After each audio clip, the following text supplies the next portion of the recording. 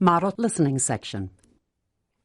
The listening section tests your ability to understand spoken English that is typical of interactions and academic speech on college campuses. During the test, you will listen to conversations, lectures, and discussions, and you will answer questions about them. This is the long format for the listening section. On the long format, you will listen to 3 conversations, 3 lectures, and 3 discussions. After each listening passage, you will answer 5 to 6 questions about it. Only 2 conversations, 2 lectures, and 2 discussions will be graded. The other passages are part of an experimental section for future tests. Because you will not know which conversations, lectures, and discussions will be graded, you must try to do your best on all of them. You will hear each passage one time.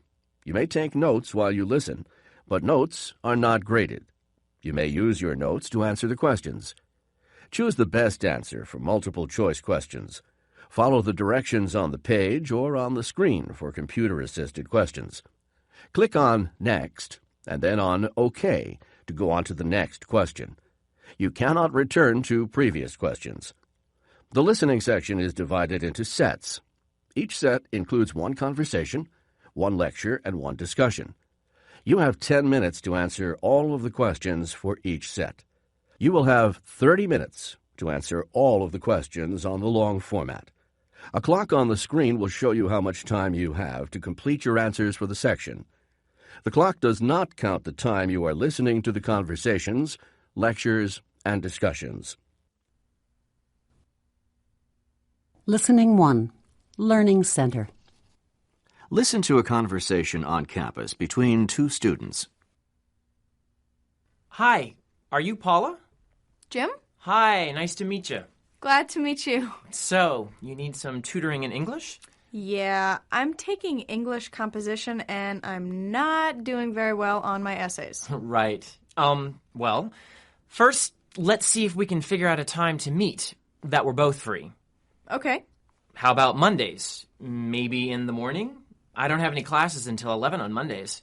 That'd work, but I was hoping we could, meet more than once a week. Oh, well, Tuesdays are out. I've got classes, and I work at the library part-time on Tuesdays and Thursdays. But I could get together on Wednesdays. In the morning? Probably 9:30 would be best. That way we'd have an hour to work before I'd have to get ready for my 11 o'clock. So that would be 2 hours a week then? I could do that. Oh, but would that be extra? Would I need to pay you for the extra session? No, just so you meet me here at the Learning Center and we both sign in, then I'll get paid. Tutoring's free, to you, I mean.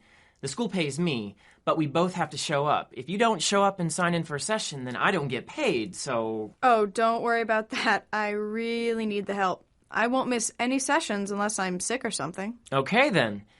So you want me to help you with your essays? Right.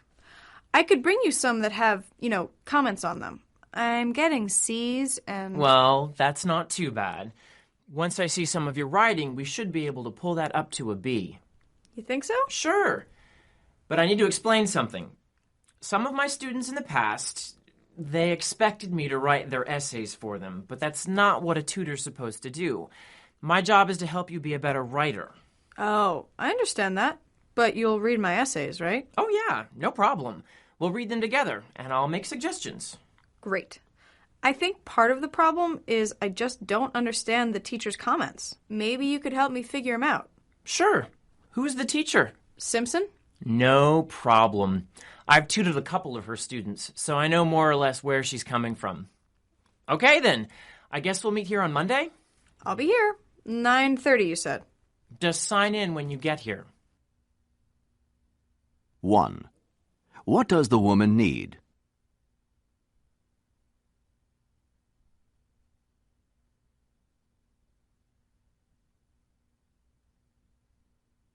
2. Listen again to part of the conversation and then answer the following question. Oh, but would that be extra? Would I need to pay you for the extra session? Why does the woman say this? Oh, but would that be extra?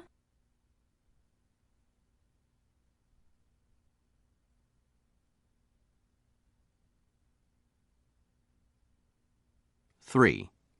Why is the man concerned about the woman's attendance?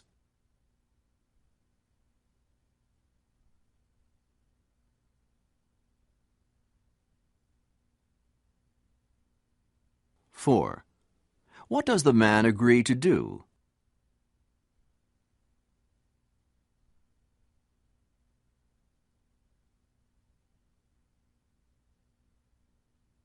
5.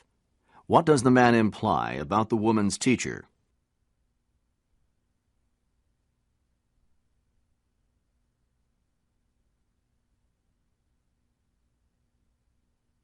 Listening 2. Geology class. Listen to part of a lecture in a geology class. Okay, today we're going to discuss the four major types of drainage patterns. I trust you've already read the chapter, so you'll recall that a drainage pattern is the arrangement of channels that carry water in an area. And these patterns can be very distinctive since they're determined by the climate, the topography, and the composition of the rock that underlies the formations. So consequently, we can see that a drainage pattern is really a good visual summary of the characteristics of a particular region, both geologically and climatically.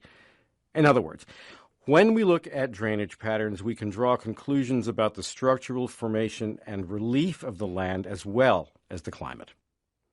Now, all drainage systems are composed of an interconnected network of streams, and when we view them together, they form distinctive patterns.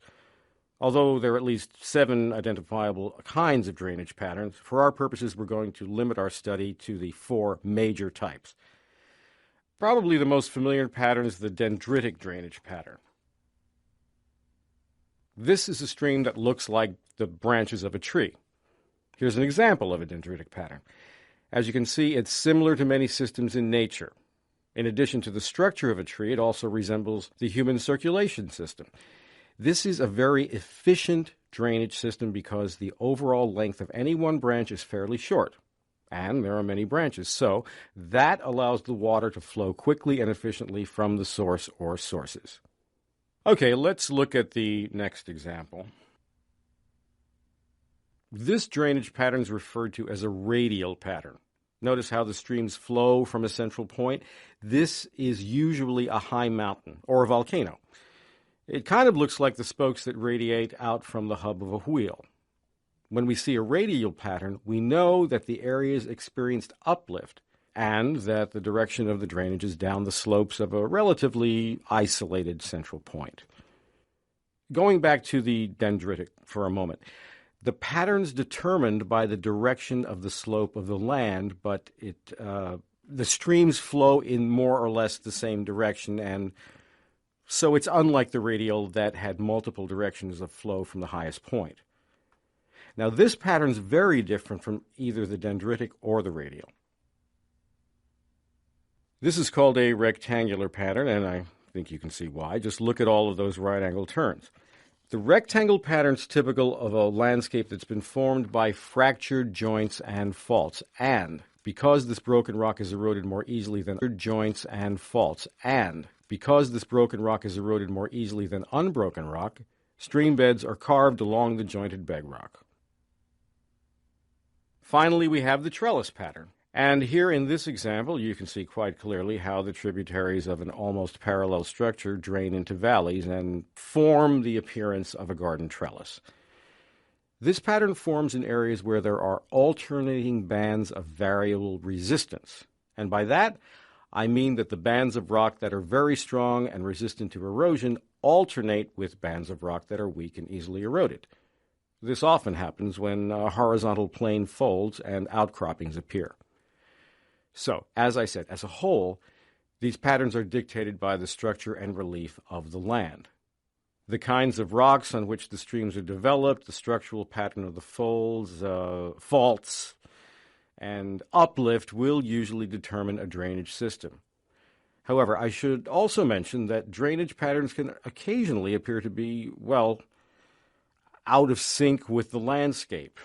And this can happen when a stream flows over older structures that have been uncovered by erosion, or when a stream keeps its original drainage system when rocks are uplifted. So when that happens, the pattern appears to be contrary to the expected course of the stream. But I'm interested in your understanding the basic drainage system, so I don't plan to trick you with test questions about exceptional patterns. But I expect you to know that exceptions to the patterns can occur when geological events influence them. 6. What is this lecture mainly about?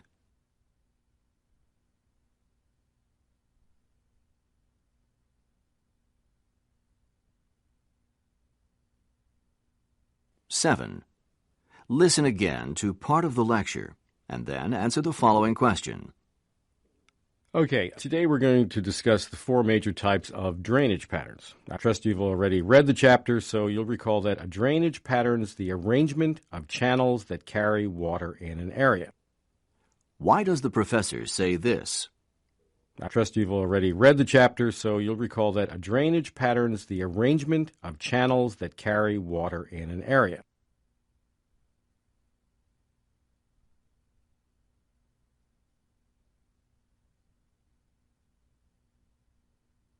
Eight.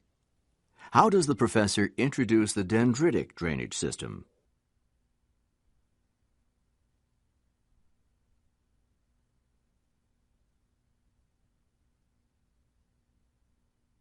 Nine. Why does the professor mention the spokes of a wheel?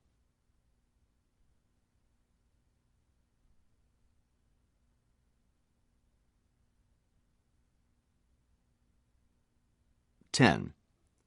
In the lecture, the professor discusses the trellis drainage pattern. Indicate whether each of the following is typical of this pattern. Click in the correct box for each phrase.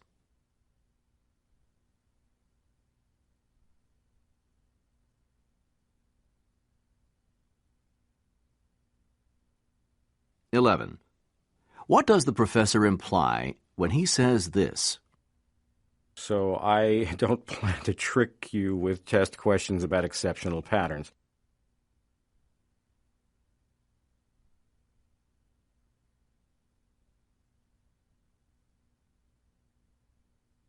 Listening 3. Psychology class. Listen to part of a discussion in a psychology class. The professor is discussing defense mechanisms. Okay, we know from our earlier study of Freud that defense mechanisms protect us from bringing painful thoughts or feelings to the surface of our consciousness.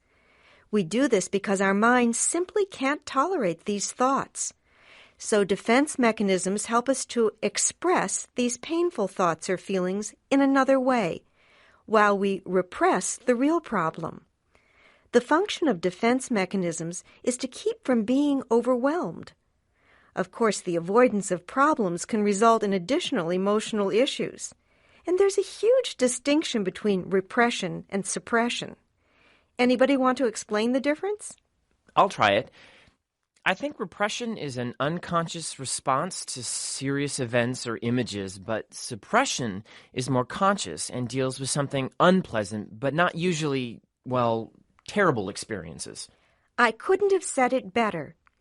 Now remember that the thoughts or feelings that we're trying to repress may include, just to mention a few, anger, depression, competition, fear, envy, hate, and so on.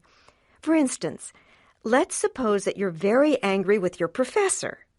Not me, of course. I'm referring to another professor. So, you're very angry because he's treated you unfairly in some way that could cause you to lose your scholarship. Maybe he failed you on an examination that didn't really cover the material that he'd gone over in class, and an F grade in the course is going to be unacceptable to your sponsors. So this would be very painful, as I'm sure you'd agree. And I'd say it would qualify as a serious event.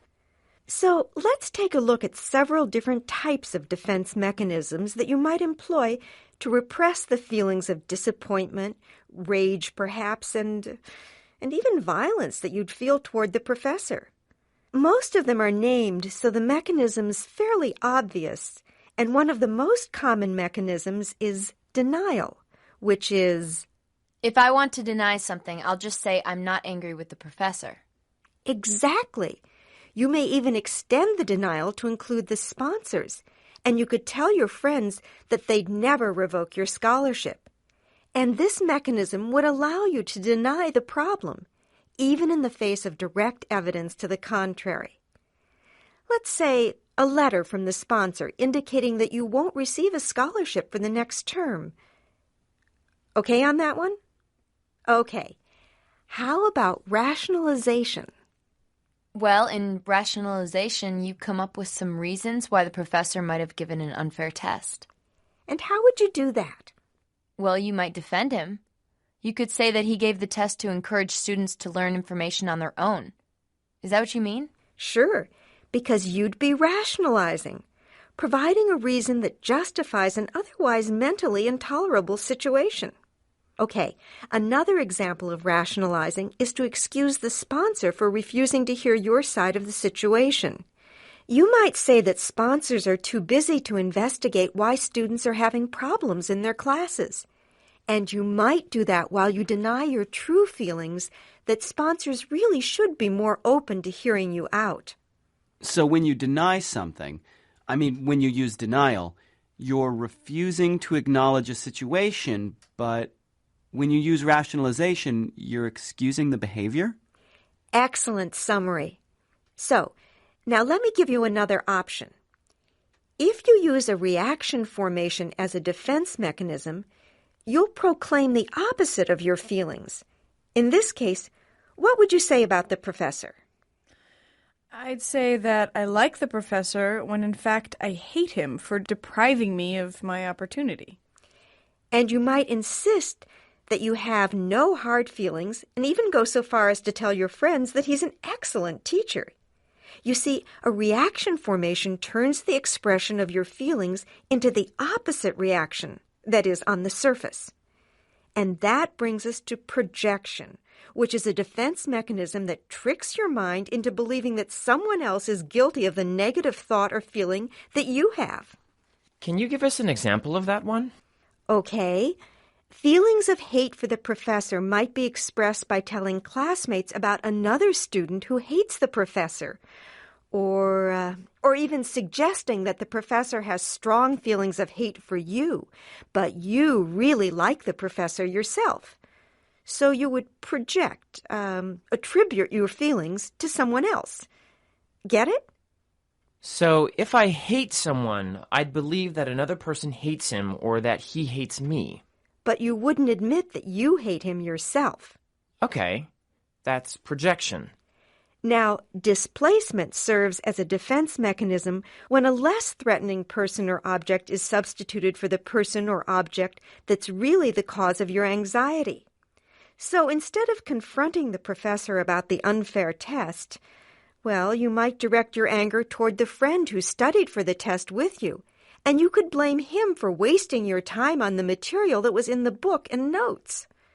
Of course, there are several other defense mechanisms like fantasy, which includes daydreaming or watching television, maybe to escape the problems at school. Or regression, which includes immature behaviors that are no longer appropriate, like maybe expressing temper in the same way that a preschooler might respond to having a toy snatched away. And your textbook contains a few more that we haven't touched on in class. Just one more thing. It's good to understand that the notion of unconscious thoughts and the mechanisms that allow us to manage them, that this is a concept that goes in and out of fashion. Many psychologists rejected defense mechanisms altogether during the 70s and 80s. And then in the 90s, cognitive psychologists showed a renewed interest in research in this area. But I must warn you that although they found similar responses, they tended to give them different names. For instance, denial might appear in a more recent study as positive illusion, or scapegoating might be referred to instead of displacement. But when you get right down to it, the same categories of behavior for defense mechanisms still exist in the research, even if they're labeled differently. And in my view, if you compare Freud's traditional defense mechanisms with those that are being presented by more modern researchers, you'll find that Freud's easier to understand and gives us a broader perspective. And if you understand Freud's categories, well, you'll certainly be able to get a handle on the newer terms. What is exciting about the modern studies is the focus on coping skills and what's being referred to as healthy defenses. So next time, we'll take a look at some of these processes. 12. What is the discussion mainly about?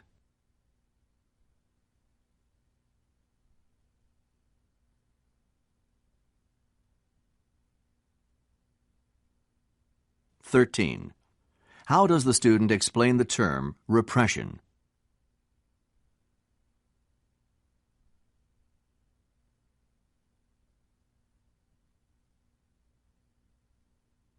14.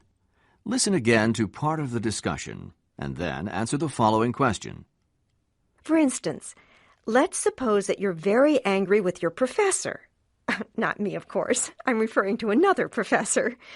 So, you're very angry because he's treated you unfairly in some way that could cause you to lose your scholarship. Why does the professor say this? Not me, of course. I'm referring to another professor.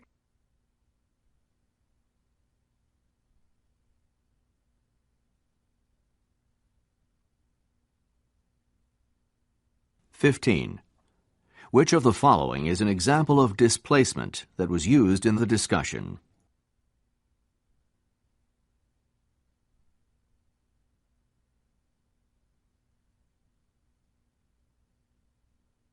(16) According to the professor, what happened in the 1990s?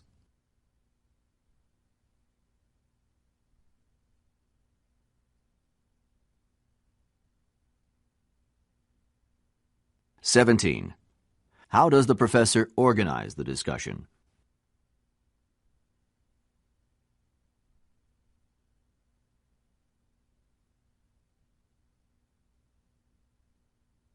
Listening 4. Professor's Office. Listen to a conversation on campus between a student and a professor. Thanks for seeing me, Professor Williams. Glad to, Alice. What do you have on your mind? Well, I got a little mixed up when I started to go over my notes from the last class, so I had a few questions. Shoot. Okay. I understand the 3 basic sources of personnel for multinational companies. That's fairly self-explanatory. Host country, home country, and third country. Right. But then you started talking about staffing patterns that... Let me see. Okay. You said staffing patterns may vary depending on the length of time that the multinational company has been operating. And you gave some examples, but I got confused and now I can't read my notes. Okay.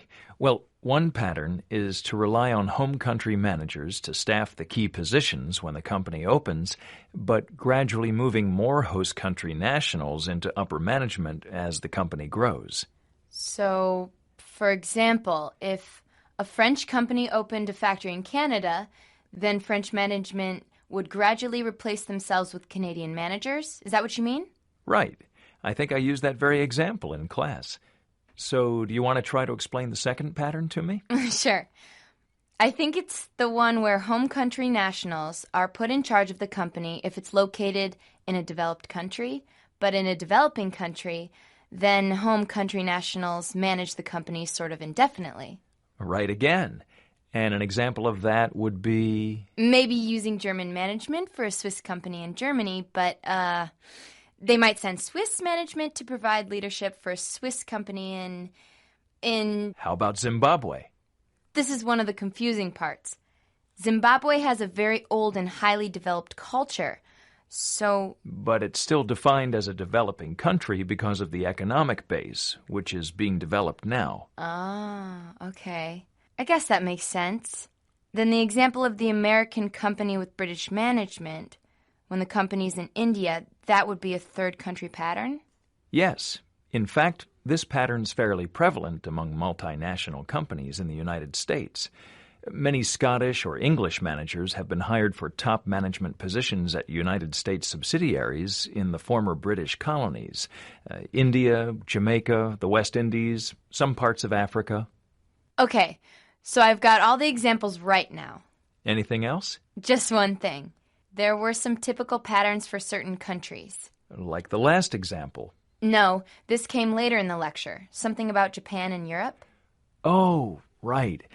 I probably said that both Japanese multinational companies and European companies tend to assign senior-level home country managers to overseas locations for their entire careers, whereas multinational companies in the United States view overseas assignments as temporary, so they may actually find themselves reporting to a senior-level manager from the host country who has more experience. So, for example, a Japanese company in the United States would most probably have senior-level Japanese managers with mid-level managers maybe from the United States. But in Japan, the senior-level Japanese managers at an American company would probably have mid-level American managers reporting to them.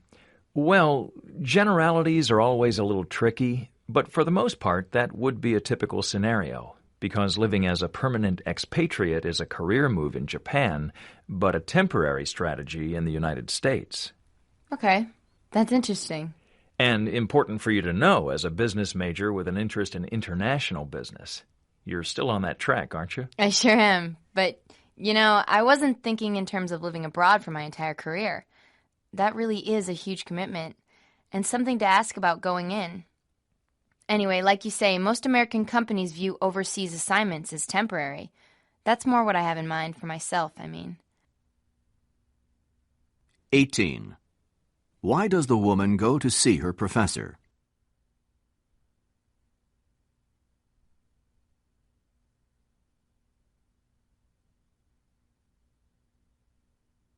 (19) According to the professor, which factor causes staffing patterns to vary?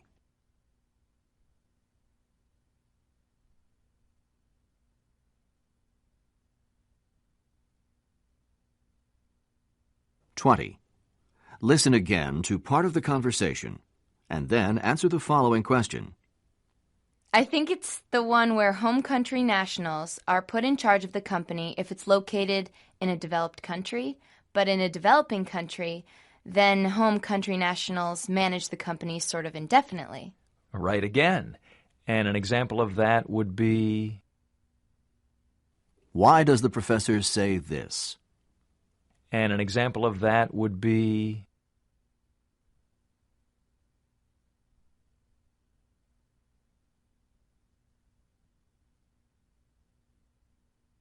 (21) Which of the following would be an example of a third country pattern?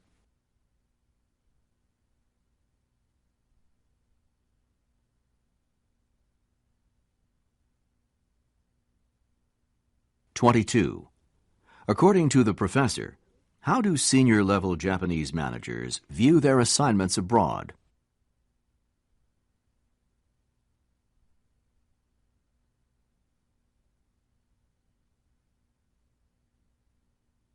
Listening 5. Art class. Listen to part of a lecture in an art class. The professor is discussing drawing. Drawing is a very basic art form. It's appealing because it can be used to make a very quick record of the ideas that an artist may be envisioning. So a drawing can serve as a visual aid for the artist to remember a certain moment of inspiration and maybe use it for a more detailed work later on. Okay. Usually such sketches allow the artist to visualize the proportions and the shapes without much attention to details. So these images can be used by painters, architects, sculptors, any artist really. And large renderings, sketches of parts of the whole, these can be helpful in the creative process when a huge image might be more difficult to conceive of in its entirety. Or a sketch of just one face in a crowd can allow the artist to focus on creating just that part of the image. So in many artist studios, countless drawings are strewn about as the final painting or sculpture takes form.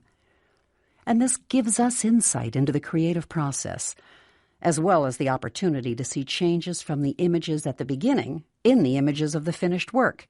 It's rare, in fact, for an artist to use permanent materials to begin a piece of art. And some painters, for example, even sketch onto the surface of the canvas before applying the pigments.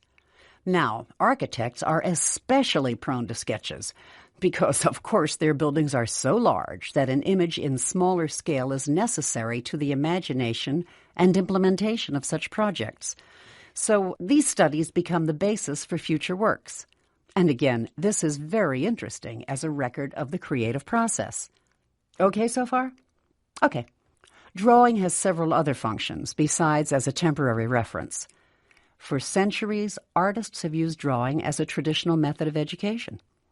By copying the great works, especially of the old masters, aspiring artists could learn a lot about proportion, how to capture light and shadow, and so forth. In fact, some artists who later achieve recognition still continue to use this practice to hone their skills, or simply to pay homage to another artist, as is often the case when a work of art originally created in another medium, like a sculpture, when it's recreated in the form of a drawing. Many examples of drawings of Michelangelo's sculptures were recreated by well-known artists. One that comes to mind is The Study of Michelangelo's Bound Slave by Edgar Degas.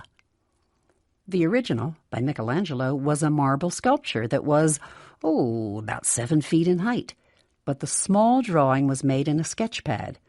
In any case, the study is also considered a masterpiece, on a small scale, of course. So, what additional purposes might be served by the medium of drawing? Well, let's remember that photography is a relatively new art form. So, prior to the use of photographs to record historical events, a quick drawing by an artist was about the only way to preserve a real-time visual account of an important moment. Although a more permanent visual impression might be rendered later, it would be based on memory and not on the artist's actual observation. Probably the most often cited example of a sketch that preserved an historical record would be the small drawing of Marie Antoinette as she was taken to the guillotine in a cart through the streets of Paris. Jacques-Louis David sketched this famous drawing on a piece of paper about the size of the palm of his hand. And the artist as a reporter, is still important even in modern times when photography isn't possible. For example, when judges won't permit cameras in the courtroom. Okay, to review. We've talked about 3 functions for drawing: as a visual aid for the artist to complete a future work, as a method of education for aspiring artists or even practiced artists, and a way to report an event. But the sketchbook has other possibilities. Sometimes a drawing is the final execution of the art. Picasso produced hundreds of drawings in, every conceivable medium, but especially in pencil and crayon. I find it very interesting that Picasso did so much of this kind of work, drawing, in his last years. Some critics have argued that he was just laughing at the art world, which was willing to pay outrageous sums for anything with his name on it. And clearly, a drawing can be executed in a short period of time. But other critics, they feel as I do, that Picasso was drawing because it was so basic, and because it was so spontaneous, and so much fun. And also, think about how difficult it really is to produce a quick drawing with a few lines, and no opportunity to recreate the original, either by painting it out or remodeling the clay or changing the building materials, or any of the other methods for revision of a finished artistic work that artists have at their disposal. So what I'm saying is that drawing, when it's elevated to a finished piece, it must be done with confidence, and it must show a high degree of creativity and mastery of the art form. In a way, it harkens back to the beginnings of art itself, when some unknown artist must have stuck a finger in the earth to draw an image, or maybe he picked up a stone and made a drawing on the wall of a cave. Okay, so as a first assignment, I want you to make a couple of sketches yourself. I'm not going to grade them. This isn't a studio art class. I just want you to use a few basic strokes to capture an image. You can do the first one in pencil, crayon, ink, chalk, or even charcoal, whatever you like. Then I want you to sketch the same image in a different medium. So if you do a face in pencil, I want you to do the same face, but in chalk or crayon. Bring them to class next week, and we'll continue our discussion of drawing. but we'll talk more about the materials artists use to produce drawings, and we'll refer to your sketches as examples. 23. What is the lecture mainly about?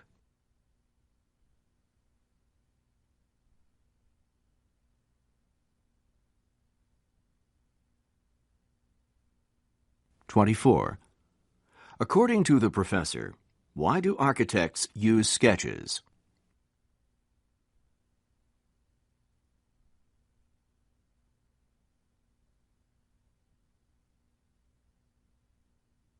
(25) Listen again to part of the lecture and then answer the following question. So these studies become the basis for future works. And again, this is very interesting as a record of the creative process. Okay so far? What does the professor mean when she says this?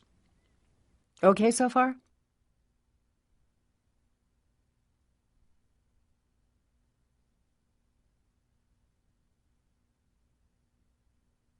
(26) Why does the professor mention the drawing of Marie Antoinette?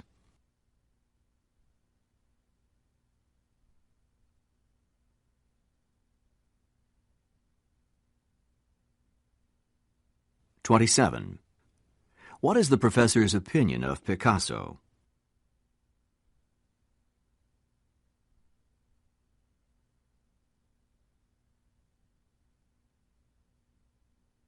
(28) According to the lecture, what are the major functions of drawing?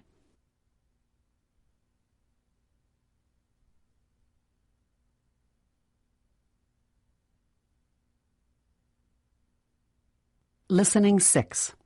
Astronomy class. Listen to part of a discussion in an astronomy class. The professor is talking about the solar system. Okay, let's get started. As you know, today I promised to take you on a walk through the solar system. So let's start here with the central object of our solar system, the Sun. As you can see, the Sun is about 5 inches in diameter, and that's about the size of a large grapefruit, which is exactly what I've used to represent it here in our model. So I'm going to take 2 steps, and that will bring me to the planet closest to the Sun. That would be Mercury. 2 more steps to Venus, and 1 step from Venus to Earth. Let's continue walking 3 steps from Earth to Mars. And that's as far as I can go here in the classroom. But we can visualize the rest of the journey. Don't bother writing this down. Just stay with me on this. So, to go from Mars to Jupiter, we'd have to walk a little over half the length of a football field. So that would put us about at the library here on campus. And then, to get from Jupiter to Saturn, we'd have to walk another 75 yards. So by then, we'd be at Harmon Hall. From Saturn to Uranus, we'd have to walk again as far as we'd gone in our journey from the Sun to Saturn. And so we'd probably be at the Student Union. From Uranus to Neptune, we'd have to walk the same distance again, which would take us all the way to the graduate dormitory towers. From Neptune to Pluto, another 125 yards. So we'd end up about 1/3 of a mile from this classroom at the entrance to the campus. Okay, that's interesting. But now I want you to think about the orbits of the planets in those locations. Clearly, the first 4 planets could orbit fairly comfortably in this room. But to include the others, we'd have to occupy an area of more than 6/10 of a mile, which is all the way from College Avenue to Campus Drive. Remember that for this scale, the Sun is 5 inches, and most of the planets are smaller than the lead on a sharpened pencil. Okay, with that in mind, I want you to think about space. Sure, there are some moons around a few planets and a scattering of asteroids and comets, but really, there isn't a lot out there in such a vast area. It's pretty empty. And that's what I really want to demonstrate with this exercise. Now, it would really be even more impressive if you could actually make that walk. And actually, you can, if you visit Washington, D.C., where a scale model is set up on the National Mall, starting at the National Air and Space Museum and ending up at the Arts and Industries Museum. I did that a couple of years ago, and it was, well, amazing. Even though I knew the distances intellectually, there is nothing like the experience. Has anybody else done that walk? I have, and you're right, it's an eye-opener. It took me about 20 minutes to go from the sun to Pluto because I stopped to read the information at each planet. But when I made the return trip, it was about 10 minutes. Did you take pictures? I didn't. But, I don't think it would have captured it anyway. I think you're right. What impressed me about doing it was to see what was not there. I mean, how much space was between the bodies in the solar system. And a photograph wouldn't have shown that. So, back to our model. Here's another thought for you. The scale for our model is 1 to 10 billion. Now, let's suppose that we want to go to the nearest star system, the neighbor to our solar system. That would be the Alpha Centauri system, which is a little less than 4.5 light years away. Okay, let's walk it on our model. Here we are on the east coast of the United States. So if we want to make it all the way to Alpha Centauri, we have to hike all the way to the west coast, roughly a distance of 2,700 miles. And that's just the closest one. To make a model of the Milky Way galaxy would require a completely different scale because the surface of the Earth wouldn't be large enough to accommodate a model at the scale of 1 to 10 billion. Now, let's stop here for a minute because I just want to be sure that we're all together on the terms solar system and galaxy. Remember that our solar system is a single star, the Sun, with various bodies orbiting around it. 9 planets and their moons, and asteroids, comets, meteors. But the galaxy has a lot of star systems, probably 100 billion of them, okay? This is important because you can be off by almost 100 billion if you get confused by these terms. Not a good idea. Okay, then. Even if we could figure out a different scale that would let us make a model of the Milky Way galaxy, even then, it would be challenging to make 100 billion stars, which is what you'd have to do to complete the model. How many would that be exactly? Well, just try to count all the grains of sand on all the beaches on Earth. That would be about 100 billion. But of course, you couldn't even count them in your lifetime, could you? If you'd started counting in 1000 BCE, you'd be finishing just about now, with the counting, I mean. But of course, that assumes that you wouldn't sleep or take any breaks. So what am I hoping for from this lecture? What do you think I want you to remember? Well, for one thing, the enormous distances. And the vast emptiness in space. That's good. I hope that you'll also begin to appreciate the fact that the Earth isn't the center of the universe. Our planet, although it's very beautiful and unique, is still just one planet orbiting around just one star in just one galaxy. 29. What is the discussion mainly about?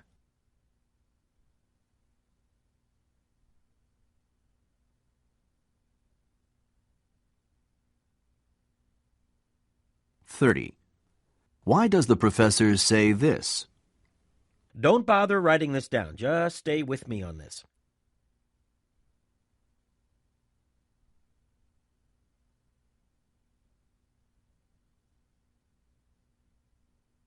"31. Why wouldn't a photograph capture a true picture of the solar system walk?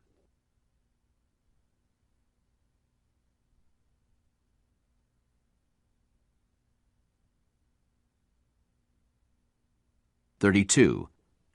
How does the professor explain the term solar system?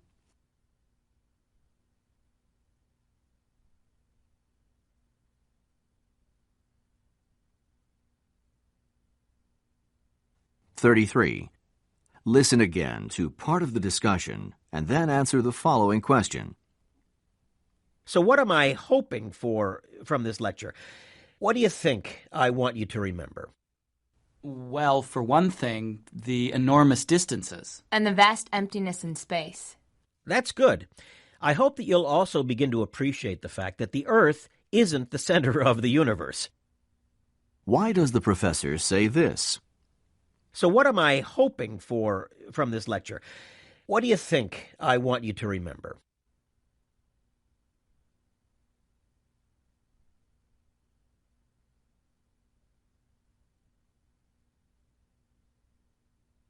34. What can be inferred about the professor?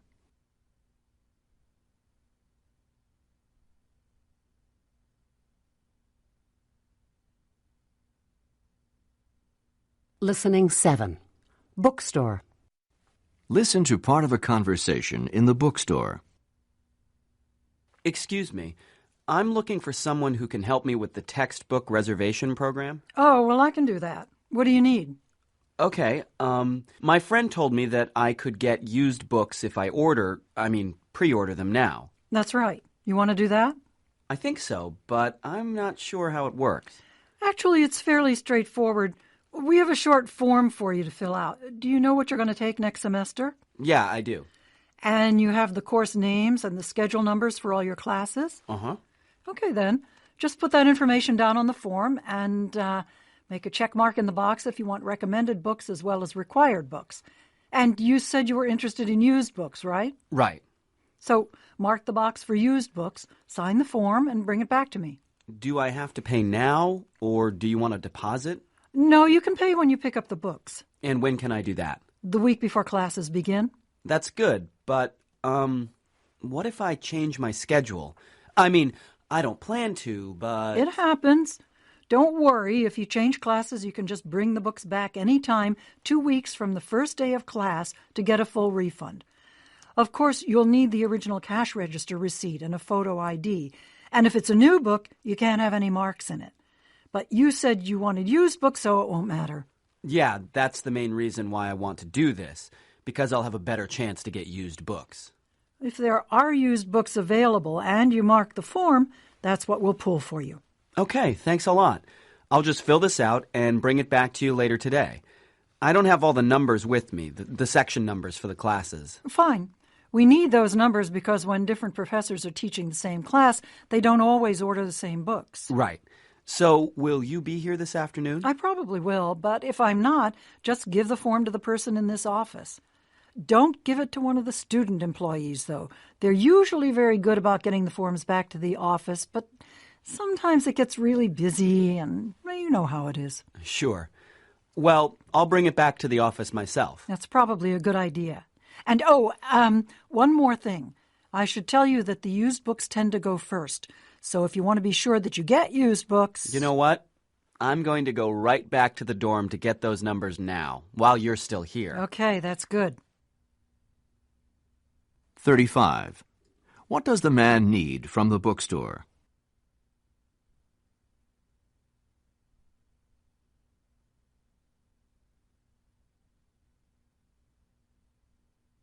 (36) What does the man need if he wants a full refund?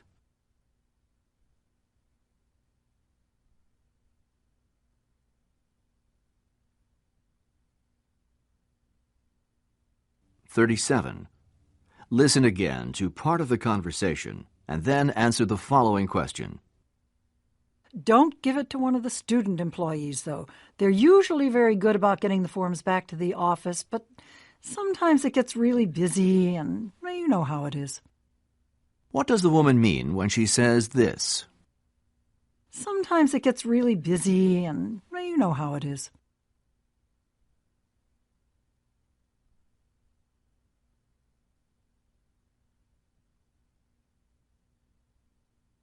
(38) What does the woman imply about the used books she sells?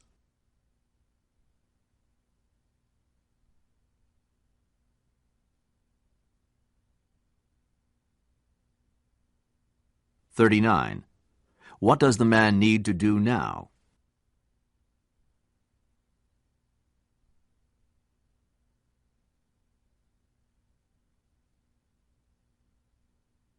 Listening 8.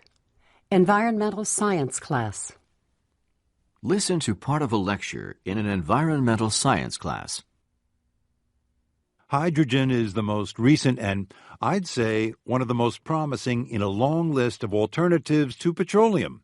Some of the possibilities include batteries, methanol, natural gas, and, well, you name it. But hydrogen fuel cells have a couple of advantages over some of the other options. First of all, they're really quiet, and they don't pollute the atmosphere. Besides that, Hydrogen is the most abundant element in the universe, and it can be produced from a number of sources, including ammonia or even water. So it's renewable, and there's an almost unlimited supply. Okay, now fuel cells represent a radical departure from the conventional internal combustion engine, and even a fairly fundamental change from electric battery power. Like batteries, fuel cells run on electric motors. However, batteries use electricity from an external source and store it for use in the battery, while the fuel cells create their own electricity through a chemical process that uses hydrogen and oxygen from the air. Are you with me? Look, by producing energy in a chemical reaction rather than through combustion, a fuel cell can convert, say, 40 to 60% of the energy from the hydrogen into electricity. And when this ratio is compared with that of a combustion engine that runs at about half the efficiency of a fuel cell, well, it's obvious that fuel cell technology has the potential to revolutionize the energy industry. So fuel cells have the potential to generate power for almost any kind of machinery or equipment that fossil fuels run. But the most important, let's say, the goal of fuel cell technology is the introduction of fuel cell-powered vehicles. Internationally, the competition is fierce to commercialize fuel cell cars. I guess all of the leading automobile manufacturers worldwide have concept cars that use fuel cells, and some of them can reach speeds of as high as 90 miles per hour.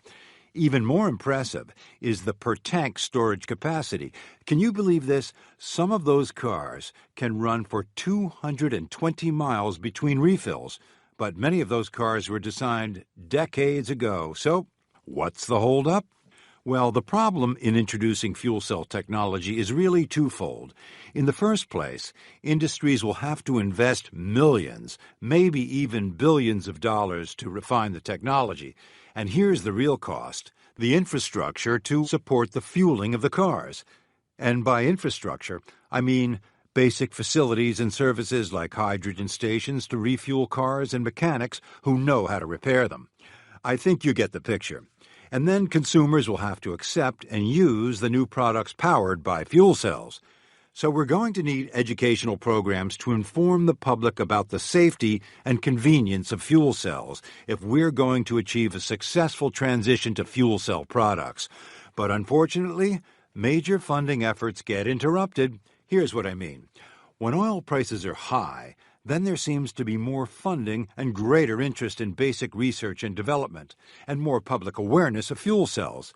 And then the price of oil goes down a little, and the funding dries up, and people just go back to using their fossil fuel products. And this has been going on for more than 30 years.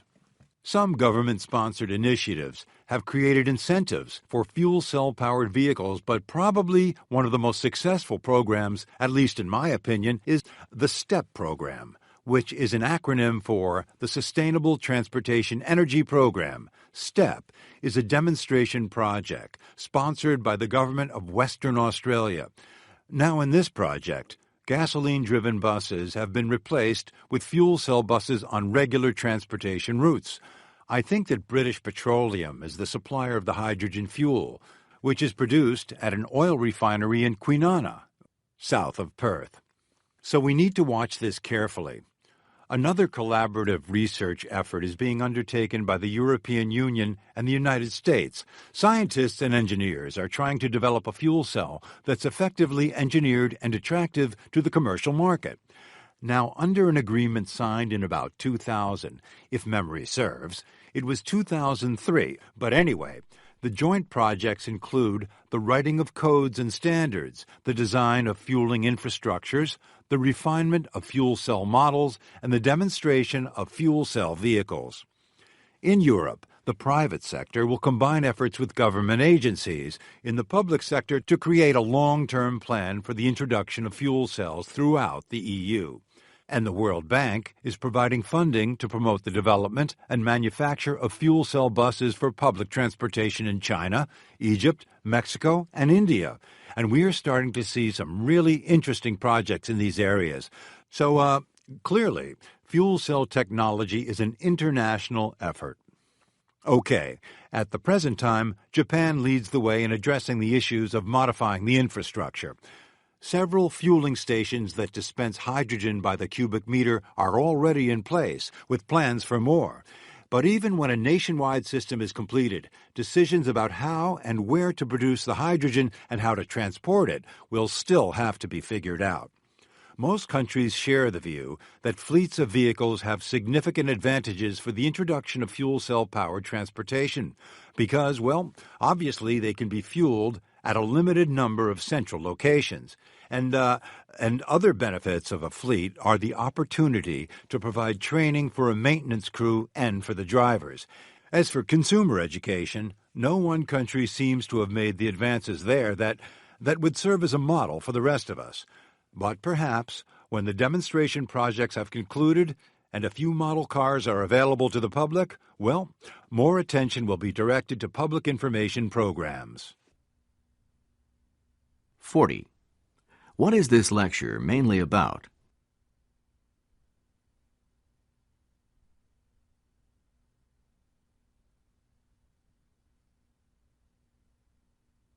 (41) Listen again to part of the lecture and then answer the following question. Hydrogen is the most recent and, I'd say, one of the most promising in a long list of alternatives to petroleum. Some of the possibilities include batteries, methanol, natural gas, and, well, you name it. What does the professor mean when he says this? Some of the possibilities include batteries, methanol, natural gas, and, well, you name it.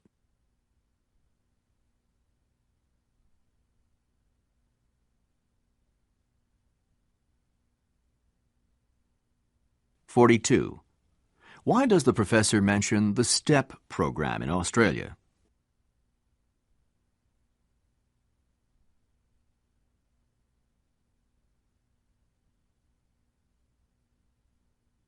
(43) Listen again to part of the lecture and then answer the following question. Now, under an agreement signed in about 2000, if memory serves, it was 2003, but anyway, the joint projects include the writing of codes and standards, the design of fueling infrastructures, the refinement of fuel cell models, and the demonstration of fuel cell vehicles. Why does the professor say this? If memory serves, it was 2003.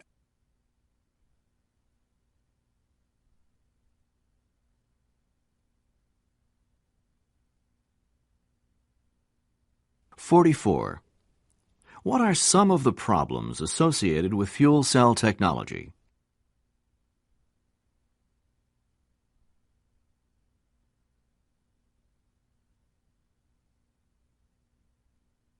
(45) What is the professor's attitude toward fuel cells?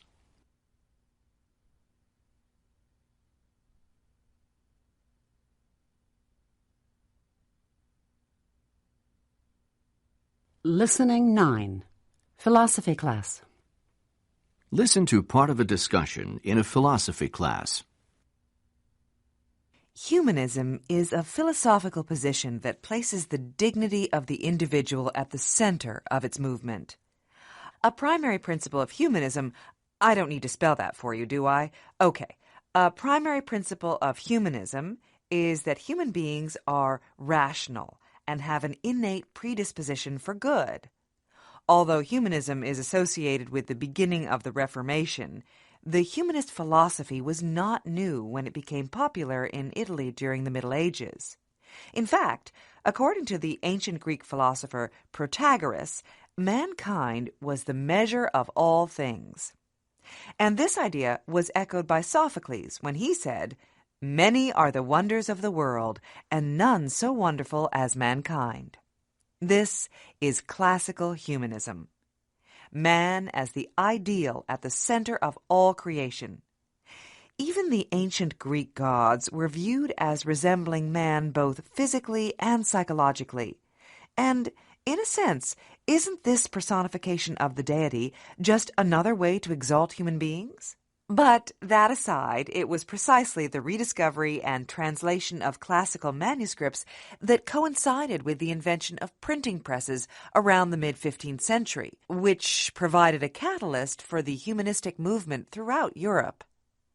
As the clergy and upper classes participated in the rediscovery and dissemination of classical literature, humanism became popular among theologians and scholars, and soon set the stage for the Renaissance. This one I'll spell.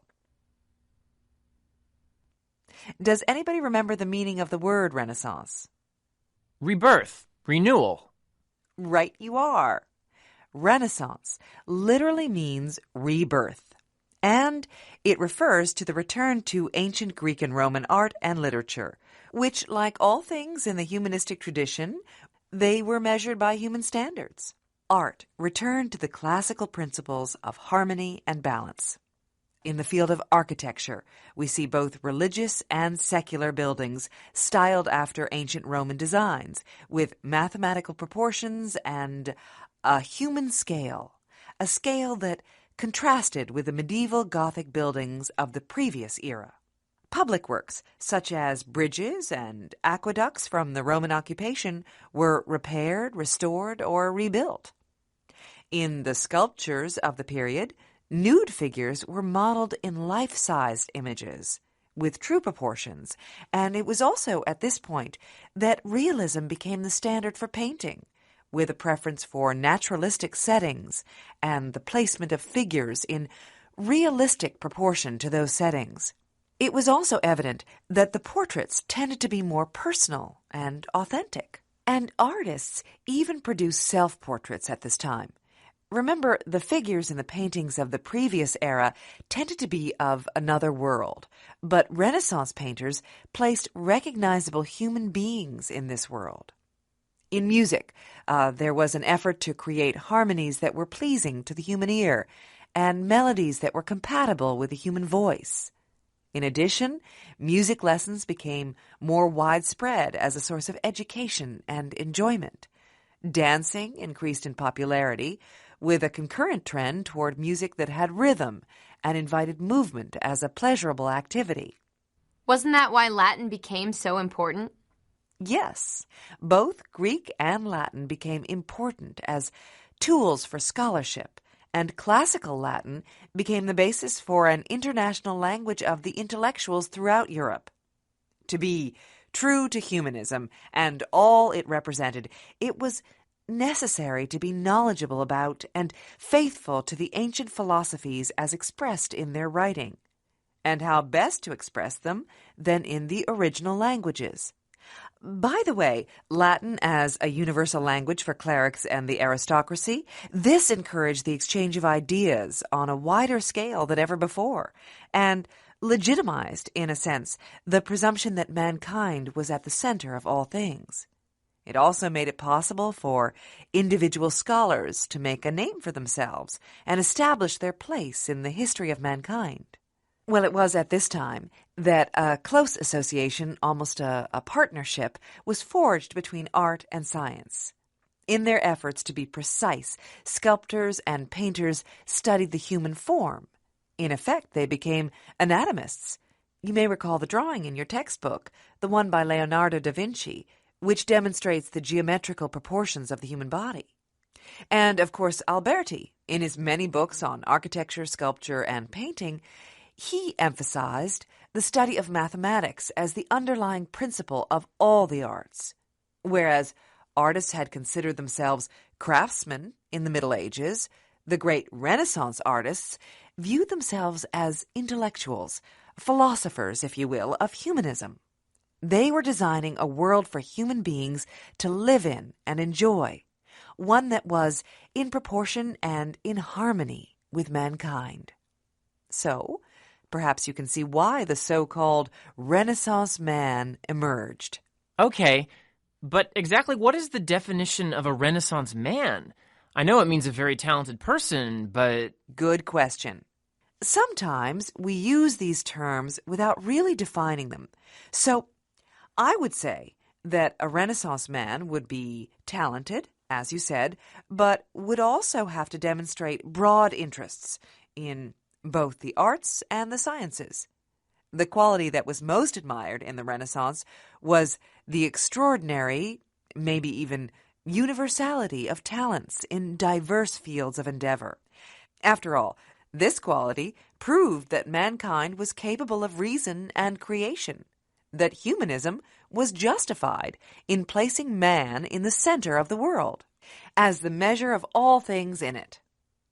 With the humanistic philosophy as a justification, scholars would interpret the ancient classics, and some of them would argue to a reasonable conclusion, a very new and more secular society built on individual human effort.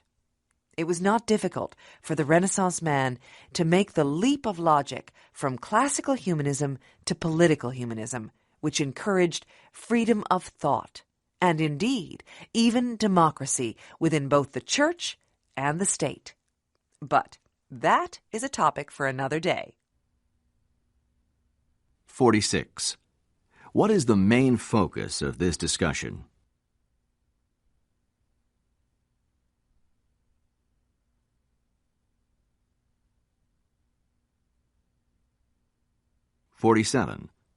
Listen again to part of the discussion and then answer the following question.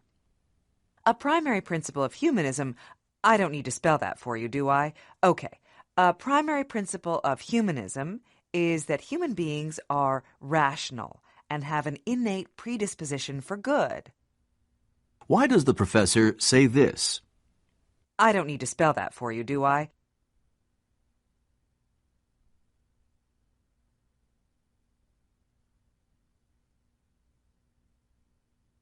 48. Why does the professor mention the drawing by Leonardo da Vinci?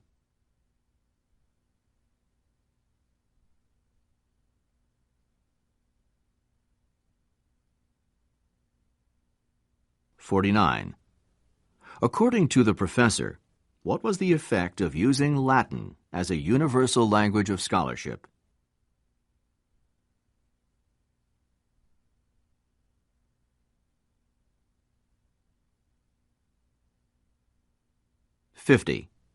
According to the professor, what can be inferred about a Renaissance man?